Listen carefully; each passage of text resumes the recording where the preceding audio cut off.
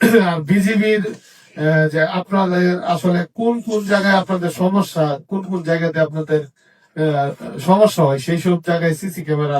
আমি ওসি সাহেবের সাথে বসছিলাম, উনি বলে আমরা অনেক জায়গায় ঢুকতে পারি না গরুর ব্যাপার নিয়ে। কারণ এই যে 11 নম্বর চেয়ারম্যান সাহেব বলছেন অনেক জনপ্রতিনিধি এই গরুর মানে চোরাকারবারির জন্য বদনাম হয়েছে, ভালো কথা বলছে। তা আমি তো আর এই চোরাকারবারির জন্য বদনাম হইতে চাই না। আমি ওনার জিজ্ঞেস করছিলাম, উনি বলে আপনারা একটা জায়গা পর্যন্ত ওনাদেরকে ঢুকতে দেন না। তা আপনারা ঢুকতে দেন না, যেটুকু পর্যন্ত আমরা ঢুকতে দেন না ওইটুকু থেকে আপনারা সিসি ক্যামেরা লাগানোর ব্যবস্থা করেন কোন কোন স্পট দিয়ে ঢুকে। আপনি বলতেছেন গরু ঢুকে না, প্রতিদিনই গরু ঢুকতেছে, প্রতিদিনই শুনতেছে মানুষের কাছে। এখন বলেন যে আমার যদি কোনো লোক থাকে আমার সামনে বলেন এখানে, আমি তো কারণ আমি নিজে কোনো কিছু খাই না, আমার এটা নিয়ে লজ্জা শরমের কিছু নাই।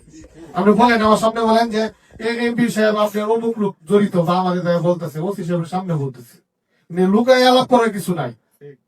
আমি খাবো না ভাই, আমি কেন খাইতেও দিব না ভাই, আমার সুধা হিসাব। আপনার বলতে হবে সুস্পষ্ট করে যে আপনি অমুক লোক জড়িত। আমি যদি বলি ওরে 24 ঘন্টার মধ্যে অ্যারেস্ট করে, আমি এটা বলতে পারবো।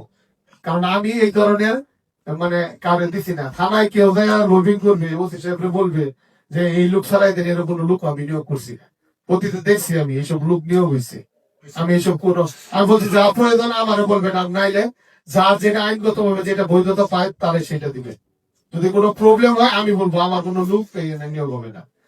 আপনি বলতেছেন এই গরুর সাথে, এই যে উনি যে বলছে গরুর সাথে কে জানি বলু কিছু ব্যাপার, গরুটা মুখ্য বিষয় না, গরুর সাথে আবার আসছে, গরুর সাথে বিভিন্ন বাধক আসতেছে। আপনি এর আগেও মিটিং এ দেখছি আপনি কোনো সুস্পষ্ট বক্তব্য দিয়েছেন না।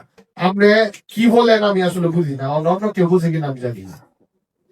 আমি সুস্পষ্ট ভাবে বলতেছি, আপনি কি বলেন যে আমি বুঝি না। আপনি কেউ ইফতারি খাইতেও নিষেধ করছে না, কেউ সেহরি খাইতেও নিষেধ করছে।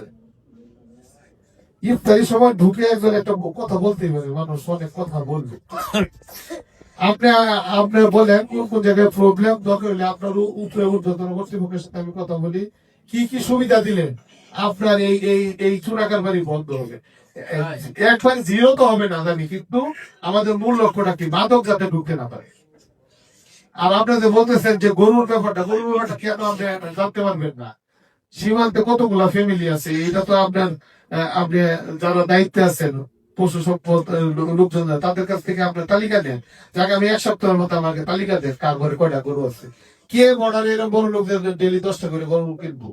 তাইলে হালুয়াঘাট আবার দ্বিতীয় মানে দরিদ্রতম উপজেলা হয় কিভাবে এত বড় লোক থাকলে? আপনার সুস্পষ্ট কথা বলতে হবে ভাই। এই যে রোজা রাইখা নিজে 100টা মনে করেন ফোন মনে করেন ধরতে পারলাম, এই ঘরটা যে কথা বলে যদি পরে যায় এটা কোনো রেজাল্ট না আসে।